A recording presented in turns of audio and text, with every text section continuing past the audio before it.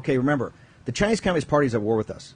Information, cyber, economic, and hopefully, this is why we're on the Navy. We're drifting towards kinetic. We keep saying if we brace them up in the first two, we're not going to slide into a kinetic war in the South China Sea or Taiwan or in Northwest India. But around Taiwan, it's getting scarier and scarier. I want to bring in now Dan David. Just for everybody in this audience that thinks, why do we talk to China? And I don't care about, the Navy. I don't care about the South China Sea. That's a world away. I care about, Fortress America, right? My good brothers over at Revolver, who I love. Fortress America, right? Let's just come here and just put the covers over us. It's all the bad people are going to go away, right?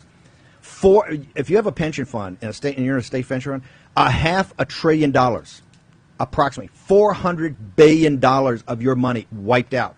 Now, you say, hey, Steve, how come I haven't seen that? Well, the stories have been out there, but they always say it's a tech put down, that she's stopping his tech guys, Jack Ma. Yeah, that's part of it, but part of it's economic warfare to implode the American pension system and to make sure you have no money in the future.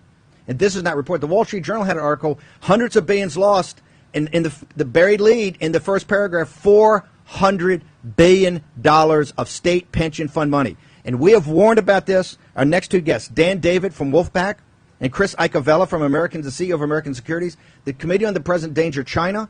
We have warned about this with Kyle Bass and others, Roger Robinson, for years and years and years that this is going to happen.